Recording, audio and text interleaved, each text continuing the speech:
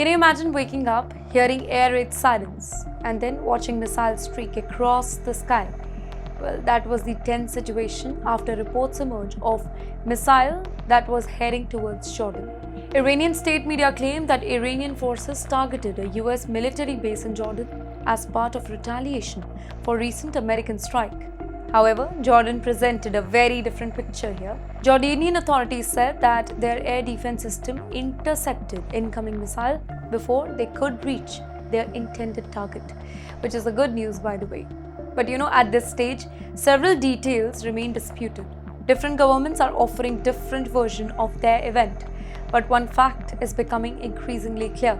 American military facilities across West Asia are under growing pressure. Now, from Iraq to Syria, from Jordan to Bahrain, many US bases now face the possibility of missile or maybe drone attack if tension continue to rise. And that creates a serious military challenge. The US has thousands of personnel who are stationed across West Asia, protecting every base, every single runway, every fuel depot, and every aircraft. That is becoming increasingly difficult for them. And at the very same time, President Donald Trump, he has been sending another message to America's Gulf allies. He has argued that wealthy regional partners should contribute more towards their own security and defense. His message? Straightforward. If America provides the security umbrella, its partners should share more of financial burden. But you know what? That debate is not really new. But during an active regional crisis, it becomes much more significant because every missile fired, every interception, and every military deployment, that carries a lot of cost. The question now is simple though, is this another round of retaliation? Or is the region entering a cycle where every single strike leads to another one? History tells us that cycle can be very, very difficult to stop. And yes, while missiles continue to dominate the headlines, another number is quietly telling an equally important story: the sheer scale of America's military presence across West Asia. Let's pause for a moment here. Have you ever wondered why the United States keep tens of thousands of troops thousands of kilometers away from their home? The answer lies in geography. It lies in energy, trade, and decades of military alliances. According to reports, more than 50,000 US soldiers are currently stationed across West Asia.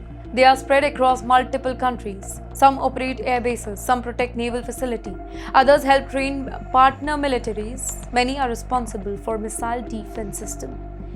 These deployments that do not happen overnight, they are a result of decades of American involvement in the region. But today, those troops are operating in a much more dangerous environment.